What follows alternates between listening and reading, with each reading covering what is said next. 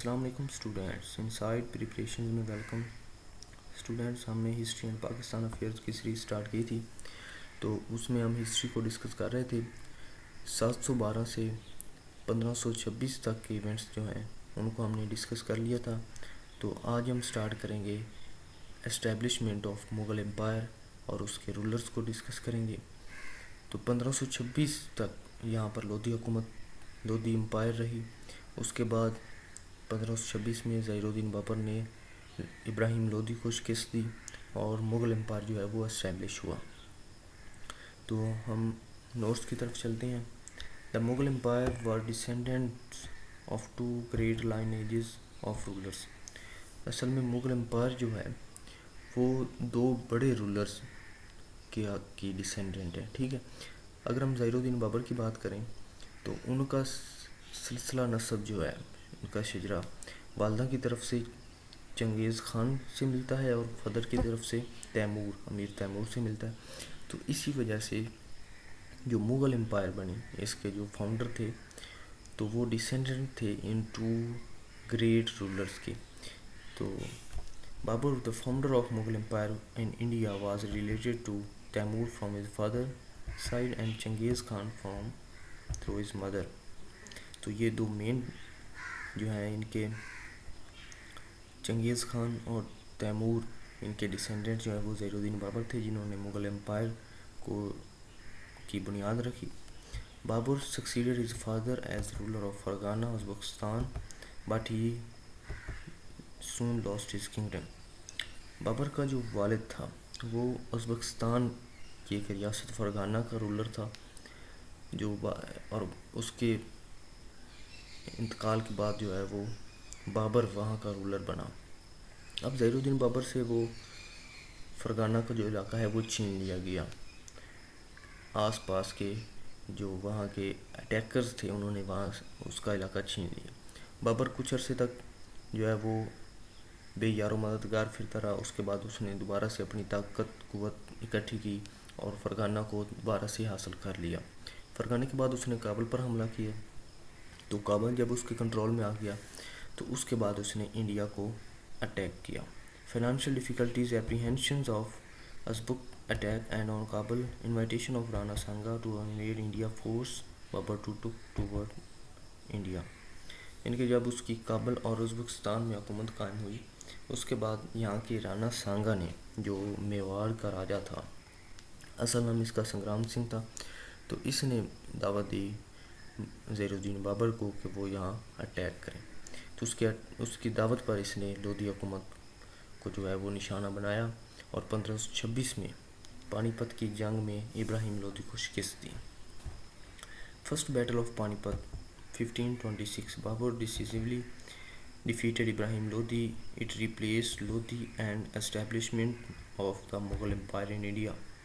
1526 میں پہلی جنگ جو پانی پت کی ہوئی، پانی پت کے میدان میں، اس میں بابر نے ابراہیم لودھی کو شکست دی، ابراہیم لودھی مارا گیا، تو لودھی جو ڈائناسٹی تھی وہ ریپلیس ہو گئی مغل امپائر سے۔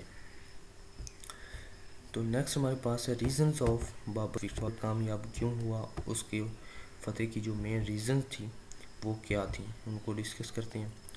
الٹرنیٹیولی resting on wing of army services of two Ottoman master gunners, Ustad Ali and مصطفیٰ، یعنی کہ بابر کے جو مین فائٹر تھے، جو مین اس کے لیڈر تھے، اس کو آپ جرنیل کہہ لیں، تو وہ اوٹمان یعنی کہ عثمانیہ کے جو مین ماسٹر گنر تھے، استاد علی اینڈ مصطفیٰ، انہوں نے مین رول پلے کیا بابر کی وکٹری میں۔ اس کے بعد یوز آف گن پاؤڈر کا جو ہے بابر نے استعمال جو ہے وہ انٹروڈیوس کروایا۔ پہلے بھی یہاں ہوتا تھا لیکن اس میں جنگ میں واضح طور پر گن پاؤڈر کا استعمال کیا گیا، جس سے دشمن جو ہے وہ لڑکھڑا گیا۔ اس کے بعد scientific use of cavalry and artillery tactics, یعنی کہ فوج کو جو ہے اچھے طریقے سے، ایک منظم طریقے سے جنگ کے لیے آمادہ کیا اور ان کو منظم کیا گیا۔ اس کے بعد ترکمانہ اینڈ دا عرابہ، افیکٹو یوز آف کیننس، تو اس طریقے سے توپوں کا استعمال بھی کیا گیا یہاں پر۔ تو یہ مین ریزنز تھی جس کی وجہ سے بابر کو فتح ہوئی۔ Battle of Khanwa, Babur defeated Rana Sanga and assume the title of Ghazi. اب 1526 میں اس نے ابراہیم لودھی کو شکست دی۔ اس کے بعد 1527 میں بیٹل آف خانوا کی جنگ ہوئی رانا سانگا سے، تو اس میں رانا سانگا کو اس نے شکست دی اور میواڑ کا جو علاقہ تھا وہ بھی قبضے میں لے لیا۔ تو یہاں پر اس نے غازی کا ٹائٹل جو ہے وہ ایزیوم کیا۔ اس کے بعد بیٹل آف چندیری 1528 میں ہوئی۔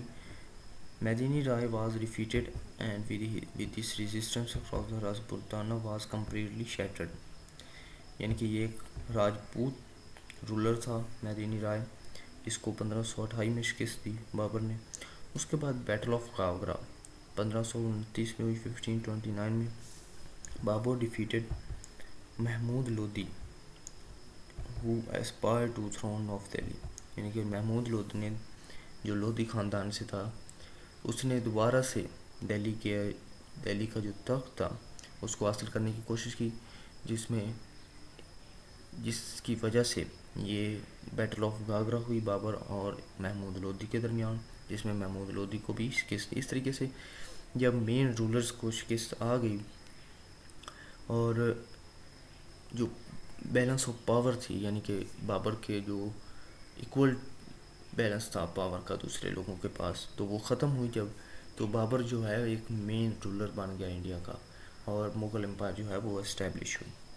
اب significance of Babur's advent to India, Babur کی انڈیا میں جو مین کام تھے، جو مین سگنیفیکینس تھی بابر کے آنے کی، وہ کیا تھی؟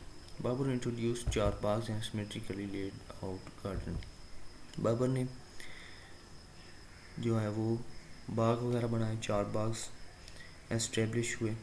اس کے بعد نیکسٹ ہمارے پاس ہے ایٹ پانی پت اینڈ سمبت ان روہلکن، بابر نے مسجدیں وغیرہ بنوائی پانی پت میں، سمبت میں اور روہل کھند میں۔ بابر روڈ تذکِ بابری، اپنا جو ہے اس نے اپنی بایوگرافی لکھی، تذکِ بابری، بابر نامہ بھی کہا جاتا ہے، مثنوی۔ Kabul and Gandhar became integral parts of Mughal empire, دیکھیں کابل اس کے پاس پہلے بھی تھا، کابل اور فرغانہ کا علاقہ جو اس کے پاس تھا، لیکن جب وہ یہاں پر آیا تو اس نے انہی علاقوں کو دوبارہ سے ہندوستان کے ساتھ ملا لیا۔ اس کے بعد security of from external invasions for almost 200 years,